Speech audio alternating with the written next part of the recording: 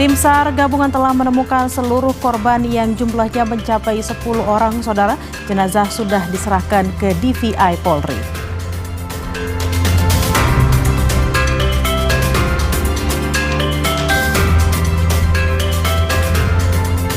Hujan deras yang mengguyur ibu kota sejak Kamis malam hingga Jumat pagi mengakibatkan sejumlah wilayah di Jakarta kembali terendam. Banjir mengendangi total 125 RT dan 14 ruas jalan utama di berbagai wilayah di Jakarta.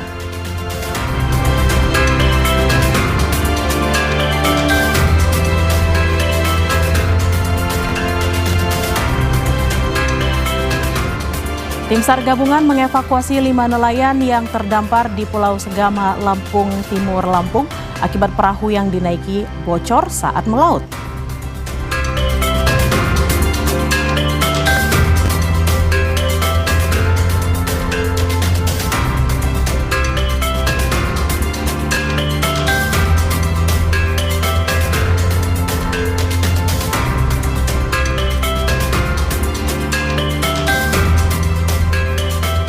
Halo, apa kabar saudara? Selain 3 sorotan utama tadi, sejumlah informasi penting dari berbagai penjuru tanah air akan kami hadirkan untuk Anda selama 30 menit ke depan. Saya Tili Reabella. Inilah Indonesia Update selengkapnya.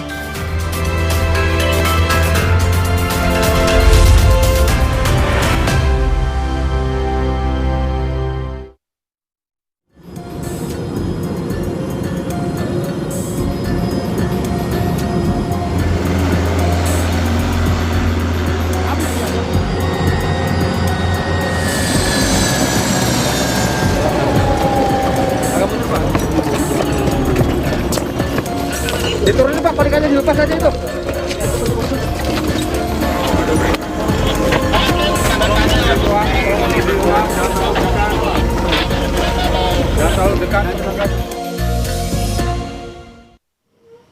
Saudara, tim SAR gabungan akhirnya berhasil menemukan dan mengevakuasi semua korban kecelakaan pesawat ATR 42500 di Gunung Bulu Saraung, Pangkep, Sulawesi Selatan.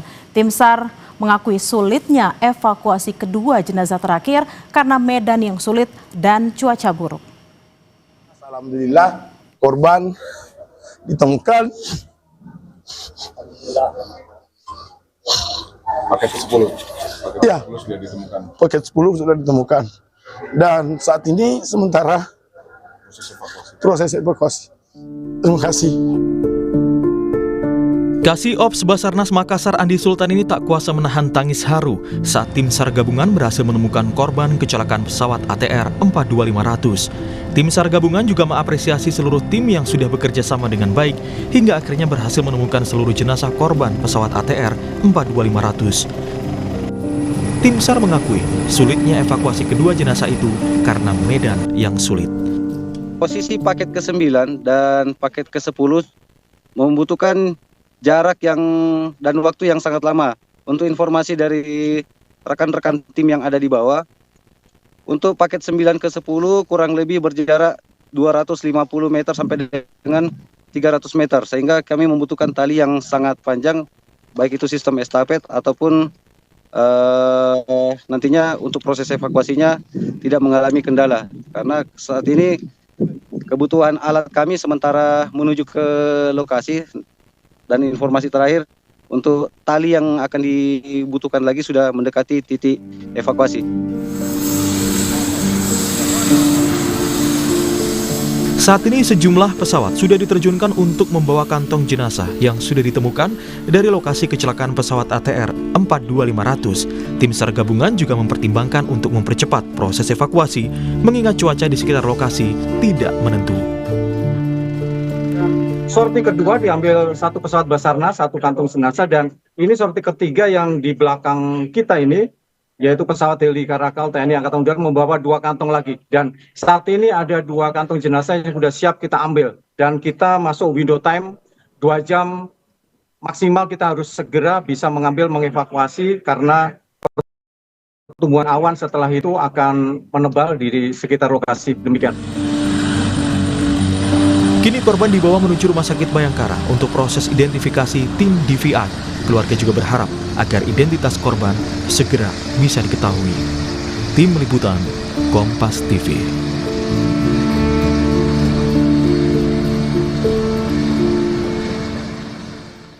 Informasi terkini kedatangan jenazah korban kecelakaan pesawat ATR 42500 akan dilaporkan jurnalis Kompas TV Wafik Aziza dan juru kamera Arif Tirtana dari Bidokes Polda Sulsel di Makassar.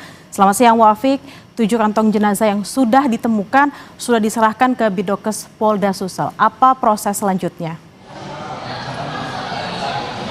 Ya, Bella dan juga saudara, terkait dengan 7 jenazah yang pukul 14:30 WITA waktu Indonesia Tengah tadi diserahkan langsung dari Kepala Basarnas RI kepada Bidokes Polda Sulawesi Selatan. Untuk tahap selanjutnya adalah jenazah kemudian akan langsung dilakukan proses postmortem, yakni identifikasi identitas jenazah, mulai dari mengukur bagaimana kemudian properti yang dipakai oleh jenazah, kemudian pemeriksaan sidik jari, hingga kemudian profil gigi.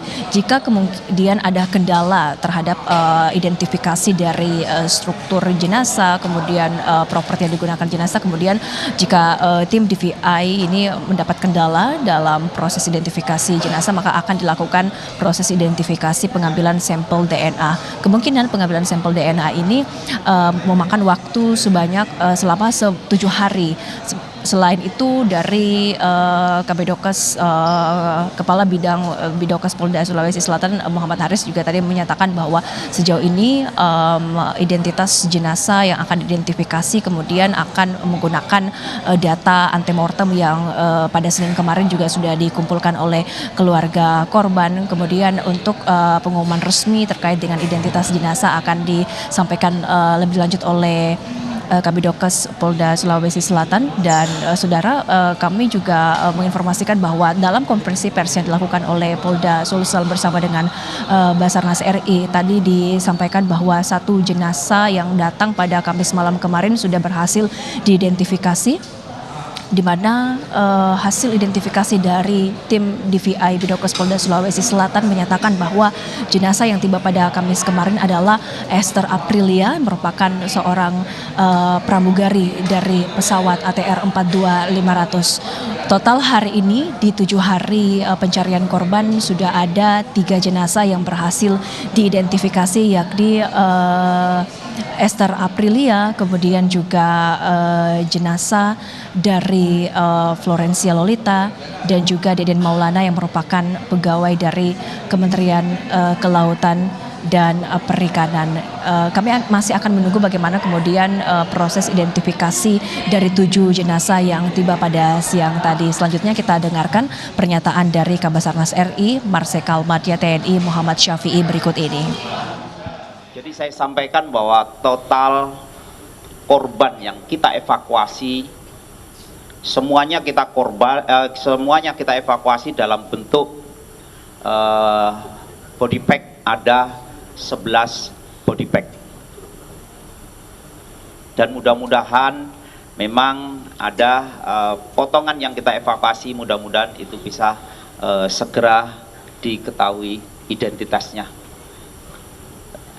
Karena itu mohon izin Bapak Kapolda dengan resmi pada hari ini evakuasi yang telah dilaksanakan oleh tim SAR gabungan dan dievakuasi oleh unsur udara sebanyak 7 body pack secara resmi saya serah terimakan.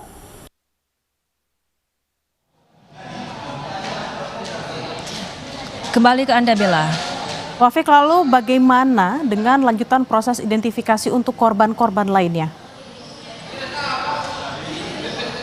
Iya, terkait dengan lanjutan identifikasi 7 korban yang tiba pada siang tadi, saudara, Basarnas selain membawa 7 jenazah korban juga ada barang-barang penting yang kemudian menjadi penunjang dalam proses postmortem yang dilakukan oleh Bidokes Polda Sulawesi Selatan, pemeriksaan properti jenazah, forensik luar, pemeriksaan sidik jari, profil gigi, kemudian barang-barang yang ditemukan selama proses evakuasi ini menjadi salah satu faktor penting juga dalam proses postmortem yang dilakukan oleh tim DVI Bidokes Polda Sulawesi Selatan. Perlu kami informasikan juga bahwa selama proses identifikasi jenazah korban dari pesawat ATR 42500 ini dilakukan, tim DVI gabungan terdiri dari Bidokes Polda Sulsel didukung oleh tim DVI Pusdokes Polri, kemudian tim Inafis Polda Sulsel, ada juga dari Pusdiden Polri serta Departemen Forensik dan juga kerjasama bersama dengan Departemen Forensik dan Medical Legal Fakultas Kedokteran Universitas Hasanuddin. Jadi tim DVI gabungan selama 6 hari terakhir melakukan identifikasi terhadap jenazah korban. Kemudian nantinya setelah serangkaian proses rekonsiliasi dilakukan oleh tim DVI, kemudian akan diumumkan kepada keluarga korban, yang mana keluarga korban, saudara, juga ada di Makassar untuk menunggu dan juga menantikan bagaimana pengumuman identitas dari jenazah yang hari ini tiba di Bidokes Polda Sulawesi Selatan. Kita akan tunggu bagaimana kemudian perkembangan dari identifikasi yang dilakukan oleh tim gabungan.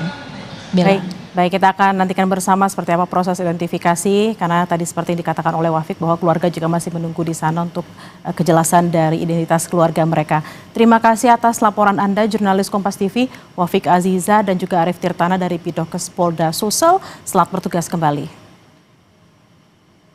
Informasi usai jeda, saudara, penyintas korban banjir bandang dan tanah longsor didatangi penyanyi sekaligus anggota DPR. Tak hanya menghibur saudara, mereka juga membantu mempercepat pemulihan sosial ekonomi masyarakat terdampak bencana.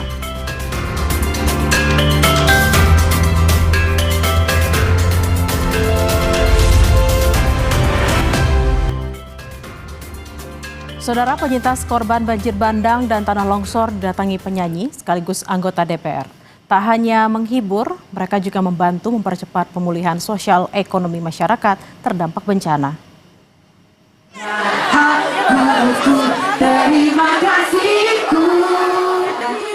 Penyanyi sekaligus anggota DPR RI dari fraksi Partai Gerindra, Melly Goeslaw ini menyanyi di hadapan para korban banjir di Padang, Sumatera Barat.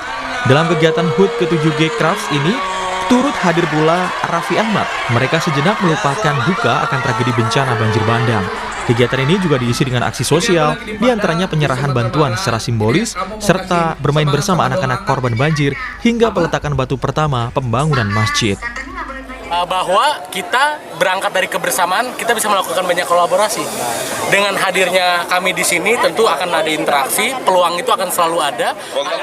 Wakil Ketua Komisi 6 DPR RI Andri Rosiadi bilang, Ekraf bersama anggota Komisi 6 DPR RI siap mengawal penyediaan huntara lanjutan melalui Danantara dengan pendataan dilakukan oleh pemerintah Provinsi Sumatera Barat.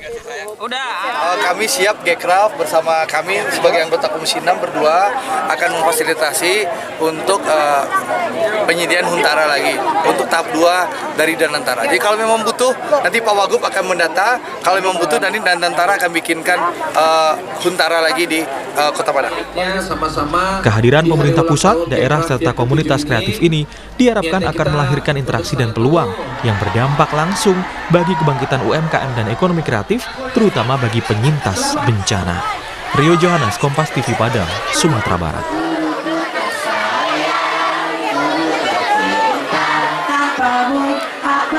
Sejumlah sekolah di Aceh Tamiang masih proses pemulihan, saudara. Sekolah jadi prioritas yang tak kalah penting dengan infrastruktur lainnya. SMP Negeri 1 Karangbaru, Aceh Tamiang masih terdampak banjir bandang. Lumpur mengering menutup halaman sekolah meski beberapa kelas sudah kembali digunakan. Menko Infrastruktur Agus Harimurti Yudhoyono menegaskan, alat-alat berat dan personel jadi prioritas pemerintah serta upaya percepatan akan terus dilakukan. Bagi saya, yang pertama memang harus dikerahkan alat-alat berat, kemudian juga personil untuk bisa membersihkan, sekaligus juga tentu melibatkan masyarakat ya Pak Bupati ya, agar mempercepat. Setelah itu pengadaan kembali fasilitas yang rusak, contoh. Kepala SMPN Negeri 1 Karangbaru Aceh Tamiang berharap adanya tambahan sukarelawan dan alat berat untuk mempercepat pemulihan lingkungan sekolah. Kami memohonkan bantuan kepada pemerintah berkaitan dengan mobiler sekolah yang hampir semuanya itu bisa kita katakan tidak dapat digunakan lagi karena dampak banjir. Aktivitas sekolah mulai berjalan kembali dengan fokus penyembuhan trauma siswa-siswi akibat banjir bandang. Tim Liputan, Kompas TV. Kita beralih ke informasi lain, Saudara. Presiden Prabowo Subianto membanggakan Danantara di depan pemimpin dunia dalam pidato di World Economic Forum 2026 di Davos, Swiss. Dalam pidatonya di World Economic Forum, Prabowo membanggakan beberapa pencapaian programnya. Salah satunya adalah Badan Pengelola Investasi Danantara. Prabowo menyatakan berkat Danantara, dirinya bisa berdiri setara dengan pemimpin dunia di WEF. Di forum ini, Prabowo juga menyebut Indonesia sebagai negara yang terbuka dengan berbagai peluang.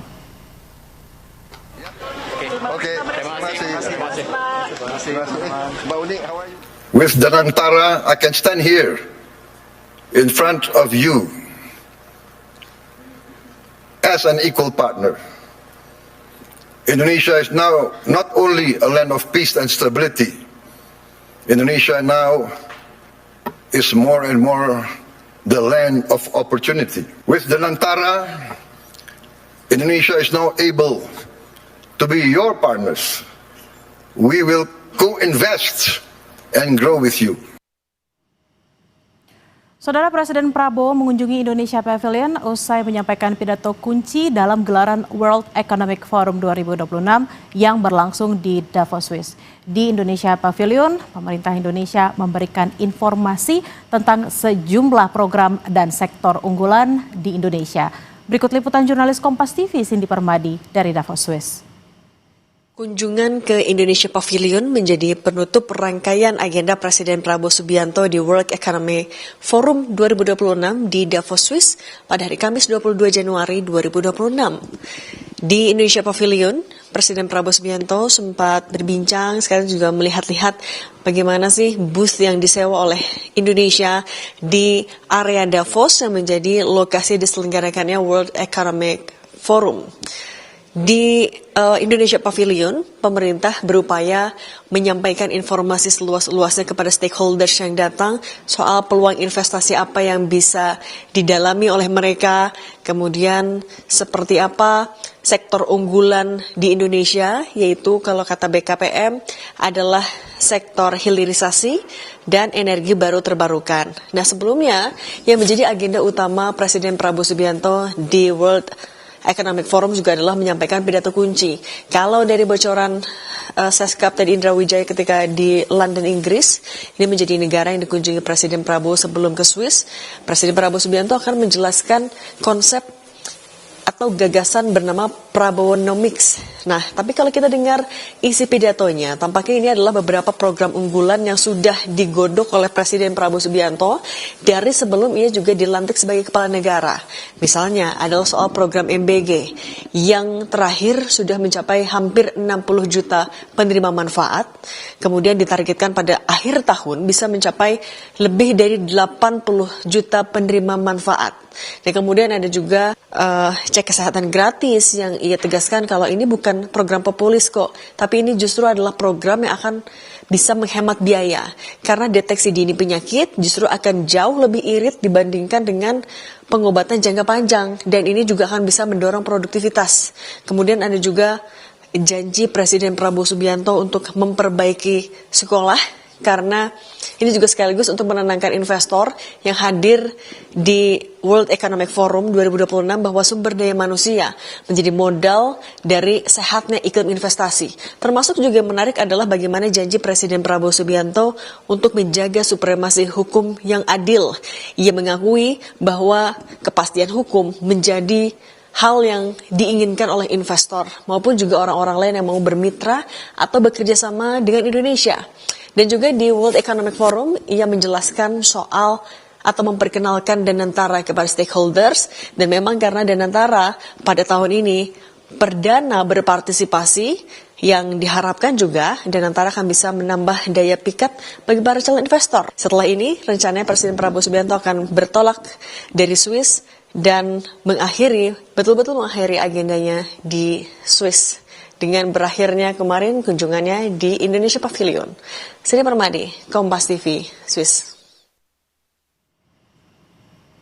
Informasi usai jeda, Saudara, tim SAR gabungan mengevakuasi 5 nelayan yang terdampar di Pulau Segama, Lampung Timur, Lampung akibat perahu yang dinaiki bocor saat melaut.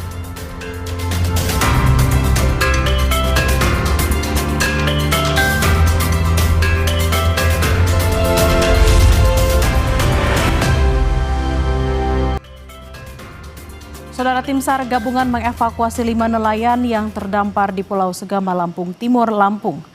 Kelima nelayan ini mengalami kecelakaan akibat perahu yang dinaiki bocor saat melaut.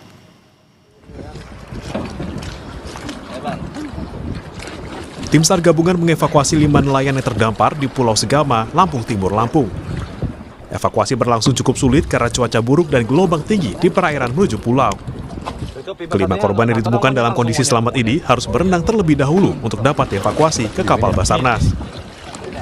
5 nelayan warga desa Keramat Bakauheni, Lampung Selatan ini mengalami kecelakaan saat perahu yang mereka naiki bocor saat berlayar untuk melaut. Saat itu mereka langsung menyelamatkan diri ke pulau terdekat kemudian menghubungi kerabat. Nelayan Mutiara Jaya yang karam di sekitaran Pulau Segama Kecil, Kabupaten Lampung Timur, dengan jumlah korban sebanyak 5 orang yang merupakan warga Dusun Keramat, Lampung Selatan.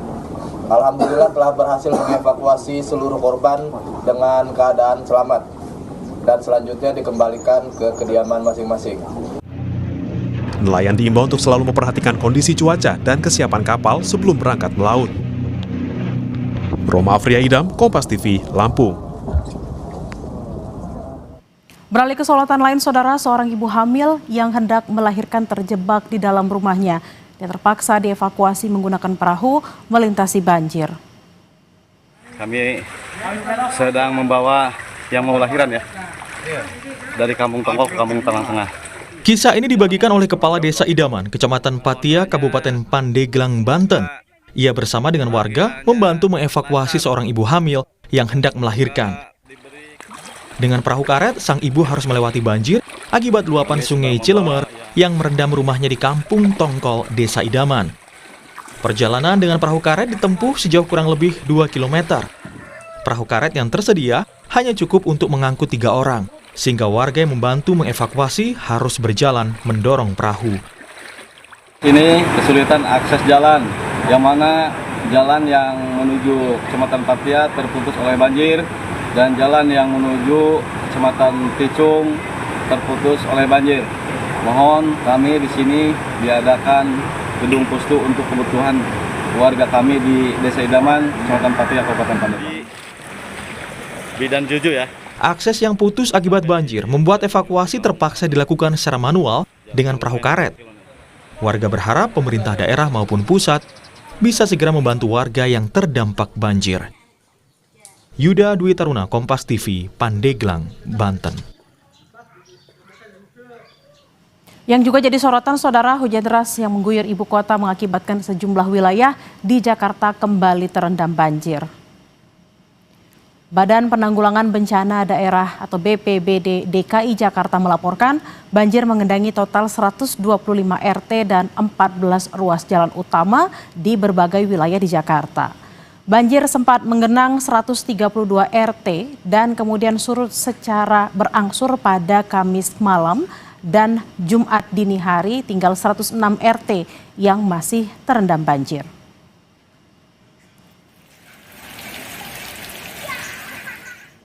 Sementara itu, Saudara, pada hari Jumat pagi hujan kembali mengguyur dan banjir kembali meluas dengan menerjang sejumlah 125 RT. Meliputi 55 RT di Jakarta Selatan, 38 RT di Jakarta Barat, lalu 30 RT di Jakarta Timur, dan 2 RT di Jakarta Utara. Sedangkan bagian Jakarta Pusat dipastikan banjir sudah surut.